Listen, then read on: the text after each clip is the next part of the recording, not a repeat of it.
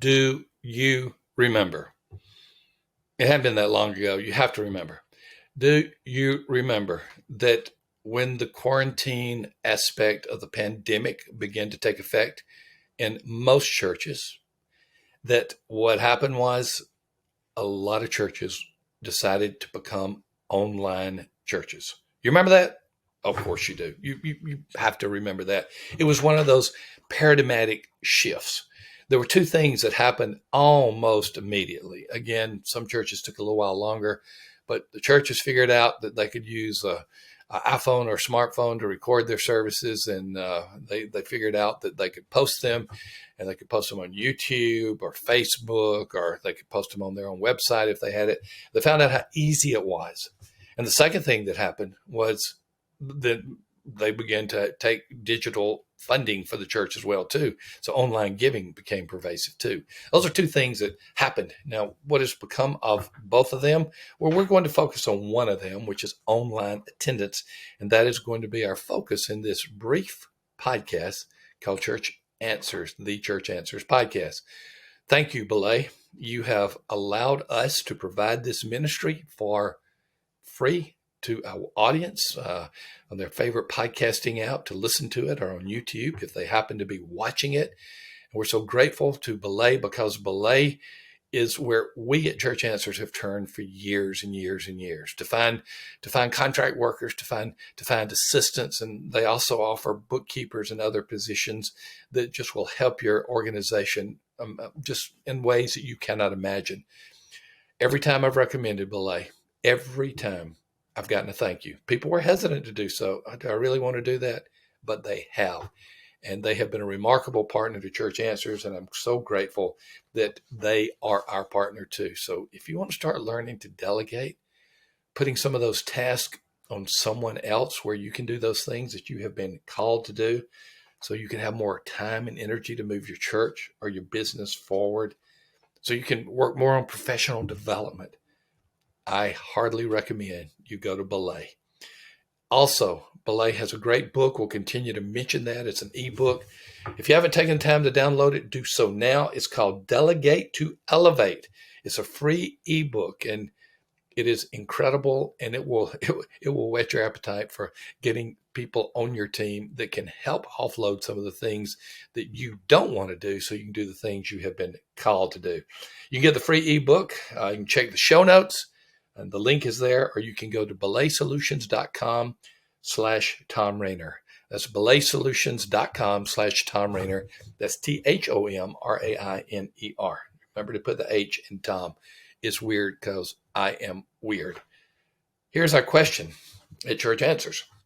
And again, a lot of these times we will be asking questions. Most of these questions have come through our online portal, where we have almost 2,000 church leaders interacting every single week, called Church Answers Central, which is our membership site.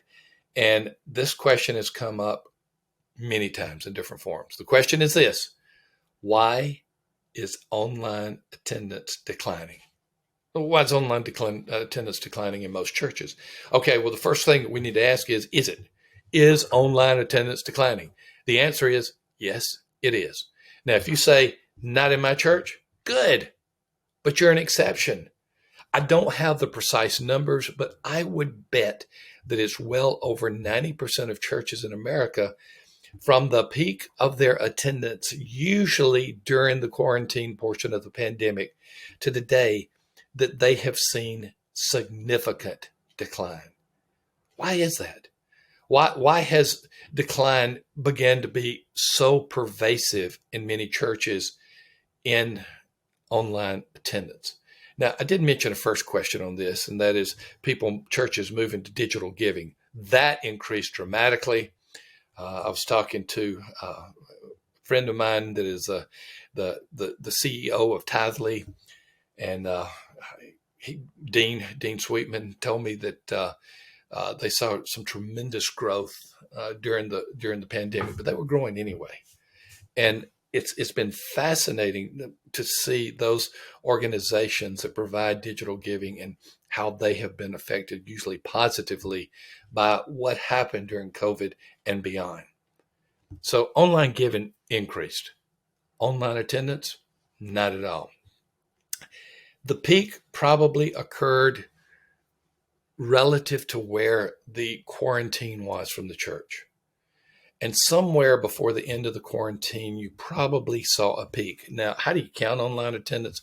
That's another question. It depends on your platform. If you're using Facebook, do you count 3 seconds as an attendee?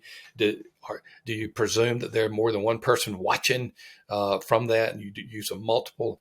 It's hard to know, but it's really kind of difficult to believe that someone who is there for a minute or two is an attendee. I mean, that's like somebody walking up the street into your church service and saying, oops, I'm at the wrong place, and walking away. That's not exactly an attendee. There's so many things that we could get into, but if you have been using a consistent measuring stick, same platform, same method of counting, if you used a multiple, the same multiple, if you are a typical church, your attendance has declined. Now, why is that? Well, reason number one, the vast majority of those attending wanted to return to in-person. That's a duh answer. But the vast majority of those attending wanted to return to in-person. Church is community. And church, yes, community can take place digitally, but as many other organizations besides churches are finding out, when we take away the in-person element, we begin to lose something. We begin to lose fellowship. We begin to lose collaboration. We begin to lose synergy. And as those organizations have done so, so have churches. Now, I'll say this, Church Answers is a totally digital company. All of our team members are working digitally. And you know what I wish? I wish we had the opportunity to get together in person more, to get to know people better. The occasional Zoom meeting or whatever the case is when you meet with your staff, I'm glad we have the technology, but I wish that we could meet together more. But we brought people from all over the world, and some of the team players, and we try to get the best. And so we haven't limited geographically, but that's another story. So one reason why it has declined is many people want to meet in person. Another reason that is declined is that you had cultural Christians, which is an oxymoron, someone who claims to be a Christian but is not, who is attending your church just so that he or she could be culturally acceptable in the neighborhood, in the business, in politics. And you know what they discovered? They discovered during online attendance that they didn't need to be in a church to be culturally acceptable. As a matter of fact, they began to learn even more so that being not in a church, it may get the favor of culture even more. And so they not only stopped watching digitally, but they dropped out of church altogether. Another reason is it's hard to keep the quality of a digital service at the quality of being in person. Even if there are mess ups in person, because you're there, you have all the advantages that you don't have when you are digital. What is the future of digital attendance? What is the future of online services? It's here to stay.